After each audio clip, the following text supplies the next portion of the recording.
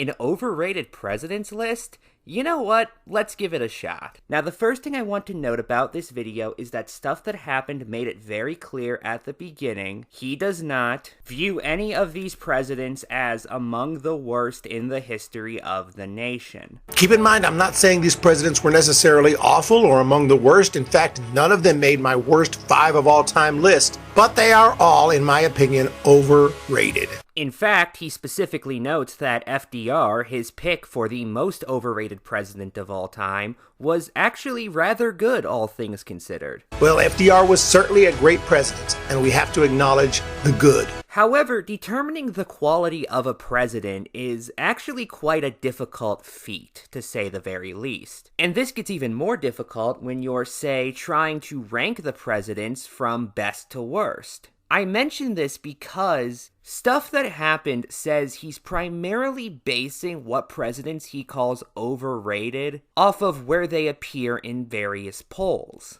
To determine who is overrated, I'm looking at some of the famous historical surveys, and here we can see that the presidents with more blue and green indicate a more favorable rating. I looked through every president with a favorable ranking on most surveys and picked out the 5 most overrated in my opinion. He notes that William McKinley, for example, is almost always ranked within the upper half of presidents, and even occasionally finds himself in the top 15. McKinley is consistently ranked in the upper half of presidential rankings and oftentimes ends up in the top 15. Now, I should note that on one occasion he just gets these rankings wrong. Here's him talking about how Thomas Jefferson is viewed in these surveys. Nearly every survey has him all the way up in the top 10 and sometimes even at number 1. None of these polls rank Jefferson at number 1. In fact, I went and checked the Wikipedia page he got this from, and none of these polls went so far as to put Jefferson in first place. But that begs the question of where exactly McKinley belongs in such a ranking. What presidents were better than him that are typically seen as worse, and why do you feel that way? Near the very end, he does note that one of the reasons he's typically ranked so high is because of the prosperous economy of the McKinley era, a statement made by a totally uncited group of people, I should note. To which he responds by pointing out that equally as anonymous experts actually believe McKinley had nothing to do with that. McKinley had some successes as president and is ranked high mostly for the thriving U.S. economy, although many experts argue he had little to do with that.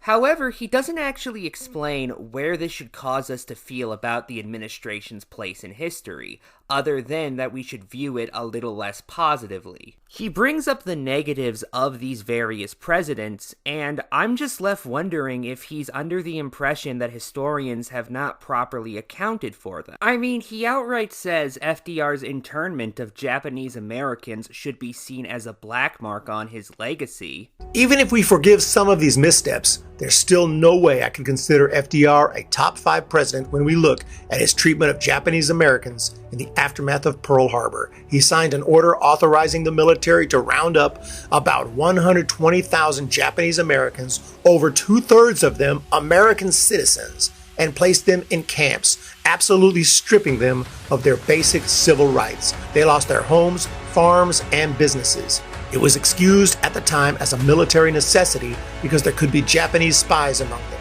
This action went against every principle in the Constitution and should be a major stain on his legacy. But his framing leads me to believe he assumes it's not already considered such, when that is absolutely not the case. The U.S. government under President Reagan even gave both apology and reparations to Japanese Americans who were victims of internment. And again, if the answer is they haven't, well, okay, so where exactly should they belong in these rankings? And this is at its most infuriating during the segment on FDR. Remember, he said that FDR was a great president. However, he disagrees with polls that regularly put him in the top 3 and even occasionally as the best in history. But as of today, my number 1 overrated president has to be Franklin D. Roosevelt, who continues to be consistently ranked not just top 10, but top 3, oftentimes as the greatest president in the history of the United States. In fact, not a single of these official surveys has FDR lower than number 3. He says that for a president to truly be deserving of being within the top 5 and especially the top 3, the good they did needs to outweigh the bad by a lot. But to be a top 5 or certainly a top 3 president, the good has to outweigh the bad by a ton. And for me, that's not really the case with FDR. But then which presidents should be ranked that high? Especially given, as he himself said immediately before this, no president is perfect and every single one of them has pros and cons. Presidents are people, and people are imperfect. There's always going to be something a president either should have done but didn't, or shouldn't have done but did. Mr. Beat, the history and politics YouTuber, even has a video going over the biggest mistakes of every president, and that includes William Henry Harrison and James Garfield. Fuck, that even includes George Washington, the president Mr. Beat believes was the best in the nation's history, and he opens that segment by saying, George Washington. Even my favorite president wasn't perfect. And when you're using as your basis for your list rankings of president by quality, demanding we demean one is inherently going to involve lifting up a different one. However, then you have to make a case for that president being better than widely believed. Other parts of the video, such as his inclusion of Andrew Jackson at number 2, despite admitting he's not even really that popular of a president anymore. Andrew Jackson, who has consistently been considered a top 10 president for most of my lifetime, up until around 2016, when he started falling on the list due to his racism and brutal methods. Also caused me to question why this list is being ranked as it is. Wouldn't it make more sense to put a formerly popular president who's seen a massive decrease in popularity near the start of the list as opposed to the end? I mean, he even admits that he would have ranked Jackson at number 1 had this list come out a decade ago. In recent surveys, they've placed him closer to where he belongs, but for nearly all my life, Andrew Jackson was extremely overrated, and had I made this video just 10 years ago, he would have been number 1. So it's not as if he's unwilling to take into account current opinions just as much as he is previous ones. Although that again begs the question of what metrics are being used. Are modern surveys the main source, or is it just throughout all of history? The intellectual community at this point is obviously trending in your direction, and by the way, Jackson's popularity has been consistently fluctuating essentially ever since he was president. Jackson is more a controversial president than a universally beloved one, although don't get me wrong, that is still incredibly impressive given how long ago he was in office. And if one analyzes the history of scholarship around him, they'll notice he's been reinvented numerous times. Here's just one example. Stuff that happened said that he valued the everyday individual. Andrew Jackson was a war hero who supported the average everyday individual over big government. But that framing only really started to exist a couple of decades after Jackson left office. To quote from an article on this very topic, a major shift occurred beginning in the late 19th century. As history emerged as a profession and an academic discipline, the origins of its practitioners changed as well. There were more who grew up west of the Alleghenies and in middle-class homes. The demographic revolution was symbolized most of all by Frederick Jackson Turner, whose 1893 paper, The Significance of the Frontier in American History, caused a fundamental reorientation of the discipline and even of American identity.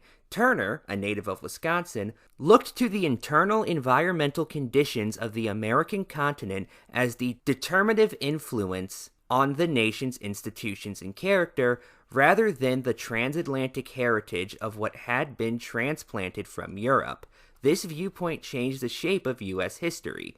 No longer was the Jacksonian era a moment when the wisdom of the founders' Enlightenment ideals of rational government failed before an onslaught of rude mobocracy. Instead, Jackson's election advanced the founders' promise of self-rule as a birthright for all Americans. The article goes into a lot more detail about this, but essentially, Jackson was not seen as a hero for the common man, or even the common white man, as stuff that happened derogatorily calls him. Jackson might have had sympathy towards the everyday common white man, but that's where his sympathies began and ended. So much as a rather bad leader who did nothing but espouse mindless populism, while also having a bit of an authoritarian streak and an extensive history of appointing people who he was buddies with as opposed to actually giving a job to somebody who was qualified. Anyway, let's get into him just saying things that are wrong. And this led to the Spanish-American War, which kicked off when the U.S. declared war after their ship, the USS Maine, exploded.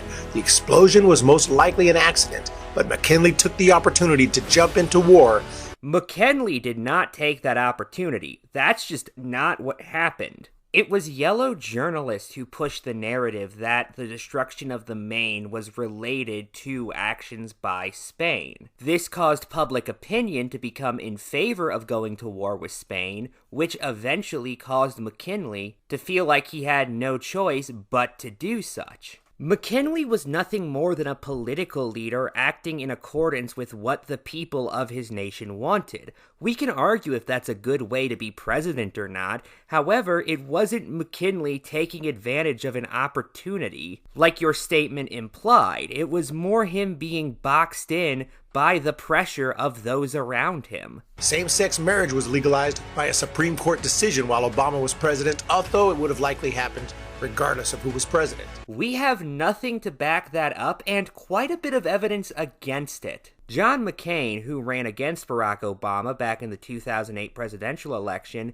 specifically promised to appoint justices similar to John Roberts and Samuel Alito, both of whom dissented in the case which made same-sex marriage legal nationwide. Speaking of same-sex marriage, Obama changed his stance multiple times, originally supporting it until he ran for Senate. Literally the only evidence for this is a questionnaire he filled out in 1996. That, when it was unearthed in 2009, several of his aides denied he had actually filled out himself. He never closed Guantanamo and kept many of W. Bush's laws, including the unpopular tax cuts, which he made permanent. He actually only made 82% of them permanent, and those were the ones specifically for the lower and middle class. Anyway, final thoughts. This video did not do a very good job arguing its central thesis. Good night and good luck.